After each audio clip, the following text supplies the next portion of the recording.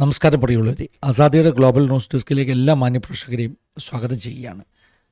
Persian ഗൾഫിൽ ഇറാനിൽ കലുഷിതമാകുന്ന ആഭ്യന്തര യുദ്ധ അന്തരീക്ഷം വളരെ പെയിൻഫുള്ളായിട്ടുള്ള ഒരു കാഴ്ചയാണ് നമ്മളൊക്കെ കണ്ടുകൊണ്ടിരിക്കുന്നത്. ലോകരാഷ്ട്രങ്ങൾ മുഴുവൻ വളരെ ആകുലതയോടെ ഇറാനിലേക്ക് നോക്കിക്കൊണ്ടിരിക്കുന്ന ഒരു സമയം. ഈ 1-2 ദിവസങ്ങൾ ഇറാൻ്റെ ചരിത്രത്തെ സംബന്ധിച്ചിടത്തോളം വളരെ ക്രൂഷ്യലായ സമയങ്ങളാണ്. അടുത്ത 48 മണിക്കൂറിനകം ഇറാനിൽ എന്തും സംഭവിക്കാം. അത്ര തീവ്രമാകുന്ന യുദ്ധസമാനമാകുന്ന ഒരു അന്തരീക്ഷമാണ് ഇറാൻ്റെ അകത്ത് ഉള്ളതെന്ന് ഇൻ്റർനാഷണൽ മാധ്യമങ്ങൾ റിപ്പോർട്ട് ചെയ്യുന്നു. ഓരോ മിനിറ്റിലും പുതിയ വാർത്തകൾ ഇറാനിൽ നിന്ന് എത്തിക്കൊണ്ടിരിക്കുകയാണ്. അതായത് ഇറാൻ അവകാശപ്പെടുന്നുണ്ട് അവിടെ നടക്കുന്ന പ്രൊട്ടസ്റ്റ്, പ്രതിഷേധക്കാരെയൊക്കെ അവരെ നിയന്ത്രിച്ചു കഴിഞ്ഞിരിക്കുന്നു, എല്ലാ സ്ഥിതിഗതികളും കൺട്രോളിലാണ് എന്നൊക്കെ ഇറാൻ ഗവൺമെൻറ് അവകാശപ്പെടുന്നുണ്ടെങ്കിലും BBC ഒക്കെ റിപ്പോർട്ട് ചെയ്യുന്നത് ഇറാൻ്റെ 31 പ്രവിശ്യകളിലും, അതായത് രാഷ്ട്രം മുഴുവൻ കലാപങ്ങൾ നടക്കുകയാണ്, വലിയ പ്രതിഷേധങ്ങൾ നടക്കുകയാണ്. 500-ലധികം ആളുകൾ വെടിവെപ്പിൽ മരിച്ചിരിക്കുന്നതായിട്ട് ഇൻ്റർനാഷണൽ മീഡിയാസ് റിപ്പോർട്ട് ചെയ്യുന്നു. 10,000-ൽ-അധികം ആളുകൾ അറസ്റ്റ് ചെയ്യപ്പെട്ടിരിക്കുന്നു.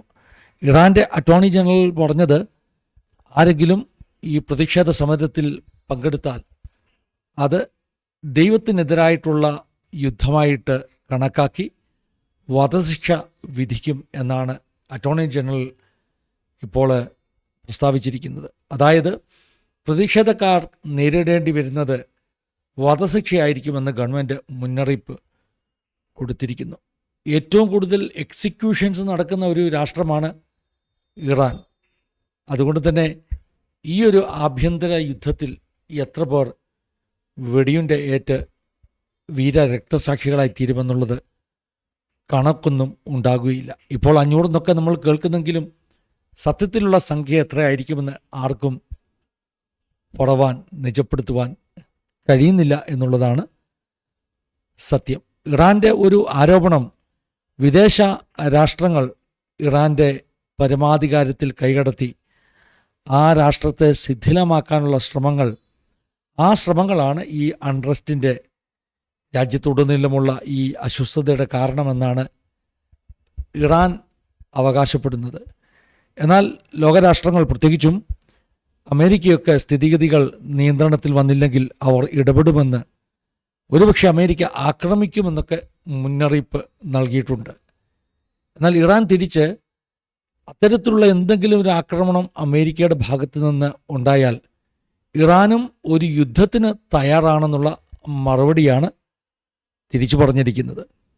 ട്രംപ് ഭരണകൂടം അവകാശപ്പെട്ടു, ഇറാൻ നേതാക്കന്മാരുടെ ഒരു കമ്മ്യൂണിക്കേഷൻ ഉണ്ടായിട്ടുണ്ട്, അവർ നെഗോഷിയേറ്റ് ചെയ്യാൻ തയ്യാറാണ് എന്നൊക്കെ ട്രംപ് ഭരണകൂടം ഒരു ഭാഗത്ത് അവകാശപ്പെടുമ്പോൾ തന്നെ ഇറാനിൽ നിന്ന് പരസ്യമായി അവർ പറയുന്നത് അമേരിക്ക ഈ ഒരു വിഷയത്തിൽ ഇടപെട്ടാൽ തിരിച്ചടിക്കാൻ, അമേരിക്കയിലെ മറ്റേത് രാഷ്ട്രങ്ങളാണെങ്കിലും, അത് ഇസ്രായേൽ ആണെങ്കിലും അമേരിക്കയാണെങ്കിലും തിരിച്ചടിക്കാൻ ഇറാൻ തയ്യാറാണ് എന്നാണിപ്പോൾ ഈ ഇറാനിലെ ഭരണകൂടം പറഞ്ഞുകൊണ്ടിരിക്കുന്നത്. എന്താണെങ്കിലും ഭയങ്കരമാകുന്ന ഒരു ആഭ്യന്തര യുദ്ധത്തിലൂടെ ഇറാൻ കടന്നുപോയിക്കൊണ്ടിരിക്കുന്നു. ലോകത്തിൻ്റെ ചരിത്രത്തിൻ്റെ ഒരു കേന്ദ്ര ഭാഗമായി ഒരു കാലത്ത് നിന്ന ഇറാൻ, മധ്യപൗരസ്ത്യ ദേശത്തെ ചരിത്രത്തെ നിയന്ത്രിച്ച ഒരു ഭൂവിഭാഗം, ബൈബിൾ ചരിത്രത്തിൽ വളരെ പ്രധാനപ്പെട്ട കഥകൾ, സംഭവങ്ങൾ അരങ്ങേറിയ, ചരിത്രമുറങ്ങുന്ന മണ്ണ് ആകുന്ന ഇറാൻ, ആ ഇറാൻ ഇന്ന് വലിയ ഒരു പ്രതിസന്ധിയെ നേരിടുകയാണ്. എന്താണെങ്കിലും ഞാൻ മുമ്പേ പറഞ്ഞതുപോലെ അടുത്ത 48 മണിക്കൂറിനുള്ളിൽ ഇറാൻ എന്ന രാഷ്ട്രത്തിൻ്റെ ഭാവി, അല്ലെങ്കിൽ ഇറാനിലെ ജനതയുടെ ഭാവി, ഇറാനിൽ നാളെ ഒരു ഡെമോക്രസി, ഒരു ജനാധിപത്യം ഉണ്ടാകുമോ എന്ന ചോദ്യത്തിൻ്റെ ഉത്തരമൊക്കെ പുറത്തു വരും. അത്ര രൂക്ഷമായ ആഭ്യന്തര ലഹളയാണ് അവിടെ നടക്കുന്നത്. പ്രസക്തമാകുന്ന ഒരു ചോദ്യം. ആ ചോദ്യത്തിന് ഉത്തരം കണ്ടെത്തുവാൻ ശ്രമിച്ചുകൊണ്ട് ഈ ന്യൂസ് ബുള്ളറ്റിൻ ഇവിടെ അവസാനിപ്പിക്കുകയാണ്. ഇറാൻ പോലെയുള്ള ഒരു പരമാധികാര രാഷ്ട്രത്തിൻ്റെ ആഭ്യന്തര പ്രശ്നങ്ങളിൽ ബാഹ്യ ശക്തികൾ ഇടപെടുന്നത് ശരിയാണോ? പ്രത്യേകിച്ചും ട്രംപിനെ പോലുള്ളവർ, അമേരിക്ക ഒക്കെ ആ വിഷയത്തിൽ ഇടപെടുമെന്ന് ഒക്കെ പറയുമ്പോൾ ഇന്ന് പലരും ചർച്ച ചെയ്യുന്ന ഒരു പ്രധാനപ്പെട്ട ചോദ്യം, ഒരു രാഷ്ട്രത്തിൻ്റെ ആഭ്യന്തര വിഷയങ്ങളിൽ ബാഹ്യശക്തികൾ ഇടപെടണമോ? വെനിസ്വേലയിലൊക്കെ നമ്മൾ കണ്ടതാണ്, വെനിസ്വേലൻ പ്രസിഡന്റിനെ അമേരിക്ക പിടിച്ചുകൊണ്ടു പോകുന്ന കാഴ്ചയൊക്കെ. ഇത് ശരിയാണോ? ഒരു രാഷ്ട്രത്തിൻ്റെ പരമാധികാരത്തിലേക്ക് കൈകടത്തുന്നത് ശരിയാണോ എന്ന ചോദ്യം. ആ ചോദ്യത്തിന് എൻ്റെ വ്യക്തിപരമായ ഒരു അഭിപ്രായം, പല രാഷ്ട്രങ്ങളും പരമാധികാരത്തെ അവർ നടത്തുന്ന ഏകാധിപത്യപരമാകുന്ന അവരുടെ ഭരണത്തിന് മനുഷ്യാവകാശ ലംഘനങ്ങൾക്ക് ഒരു മറയാക്കിക്കൊണ്ട് അവരുടെ രാഷ്ട്രത്തിലെ പൗരന്മാരെ, അവരുടെ പൗരാവകാശങ്ങളെ, അവരുടെ മനുഷ്യാവകാശങ്ങളെ തകർക്കുവാൻ ഉപയോഗിച്ചുകൊണ്ടിരിക്കുകയാണ്. ഏതെങ്കിലും ഒരു ഭ്രാന്തൻ ഫിലോസഫിയുടെ ബലത്തിൽ, അത് രാഷ്ട്രീയ ആശയങ്ങളാകാം, മതപരമായ ആശയങ്ങളാകാം, ആ ഫിലോസഫിയുടെ ബലത്തിൽ ആ രാഷ്ട്രത്തിലെ പൗരന്മാർ നേരിടേണ്ടി വരുന്ന അതിക്രൂരമാകുന്ന മനുഷ്യാവകാശ ലംഘനങ്ങൾ, അത്തരം മനുഷ്യാവകാശ ലംഘനങ്ങൾ ഉണ്ടാകുമ്പോൾ ആ ജനതയുടെ കരച്ചിൽ, ആ ജനതയുടെ നിലവിളി മറ്റ് രാഷ്ട്രങ്ങൾക്ക് കേട്ടില്ല എന്ന് നടിക്കുവാൻ കഴിയുകയില്ല. ബാബിലോണിലേക്ക് പ്രവാസത്തിലേക്ക് പോയ ഇസ്രായേൽ ജനതയുടെ അനുഭവമാണ് എനിക്ക് ഓർമ്മ വരുന്നത്.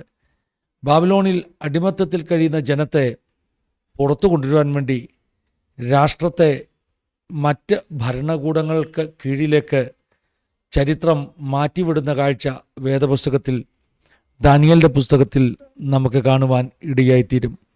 നെബൂഖദ്നേസർ രാജാവ്, ബാബിലോൺ സാമ്രാജ്യമാണ് ഈ ഇസ്രായേൽ ജനതയെ ബാബിലോണിൽ അടിമത്തത്തിലേക്ക് കൊണ്ടുപോയതെങ്കിൽ നമ്മൾ ദാനിയേലിൻ്റെ പുസ്തകം മുൻപോട്ട് വായിക്കുമ്പോൾ കാണുന്നു, ബേൽസസർ എന്ന് പറയുന്ന ബാബിലോണിയൻ രാജാവ് ഒരു രാത്രി കൊണ്ട് അവൻ കൊല്ലപ്പെട്ടു എന്ന ഒരു എഴുത്ത്, ഒരു ലിഖിതം വേദപുസ്തകത്തിൽ നാം കാണുകയാണ്.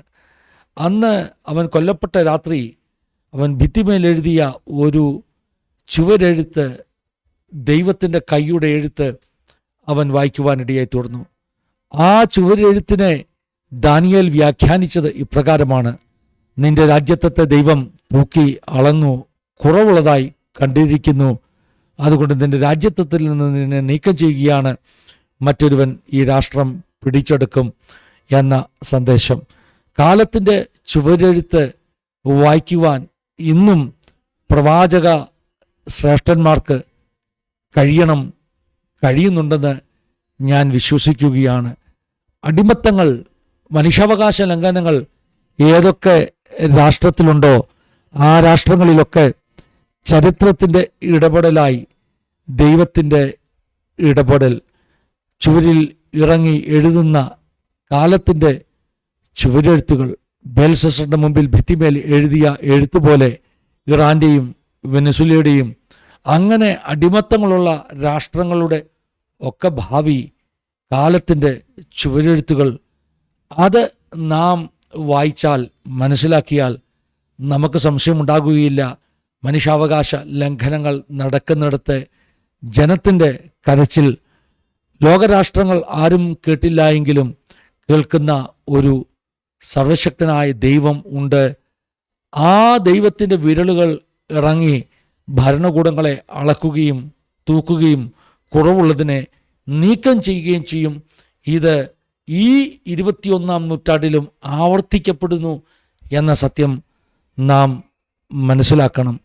ഒരു പരമാധികാര രാഷ്ട്രം, അതിൻ്റെ പരമാധികാര ധാർഷ്ട്യം അതിൻ്റെ തന്നെ ജനത്തിന്മേൽ അത് അഴിച്ചുവിടുമ്പോൾ, അടിമത്തത്തിലേക്ക്, അവകാശ ലംഘനങ്ങളിലേക്ക് ഒരു ജനതയെ തള്ളിവിടുമ്പോൾ ആ ജനതയുടെ നിലവിളി ബധിര കർണങ്ങളിലല്ല പതിക്കുന്നത്, കാതുകൾ തുറന്ന സ്വർഗത്തിലെ ദൈവത്തിൻ്റെ കാതുകളിലാണ്.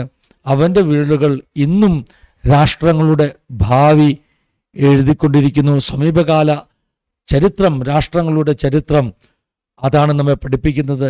സദാം ഹുസൈൻ ഇറാഖിൽ നിന്ന് വന്ന് കുവൈറ്റിനെ ആക്രമിച്ച് കീഴടക്കിയപ്പോൾ അന്ന് ഒരു അമേരിക്കൻ സൈന്യം ഇല്ലായിരുന്നെങ്കിൽ ഈ ഗൾഫിൻ്റെ അല്ലെങ്കിൽ അറേബ്യൻ ദേശങ്ങളുടെ ഭാവി എന്തായി തീരുമായിരുന്നു. കുവൈറ്റിന് ശേഷം സൗദിയും മറ്റ് അയൽ രാജ്യങ്ങളുമൊക്കെ സദാമിൻ്റെ രഥോട്ടത്തിൻ്റെ മുമ്പിൽ തകഴുമായിരുന്നു, കീഴടങ്ങുമായിരുന്നു. അതിന് ഒരു തടസ്സമിട്ടത് അമേരിക്കയുടെ ഇടപെടലാണ്. അമേരിക്കയല്ല ഇവിടെ പ്രസക്തമാകുന്ന വിഷയം, ദൈവത്തിൻ്റെ വിരലുകൾ എഴുതുന്ന ഭാവിയാണ്, രാഷ്ട്രങ്ങളെക്കുറിച്ചുള്ള ഭാവിയാണ്. അതിന് അമേരിക്ക ഒരു നിമിത്തമാകുന്നു എന്ന് മാത്രം. നിങ്ങൾ ജസ്റ്റ് ഒന്ന് ചിന്തിച്ചു നോക്കുക.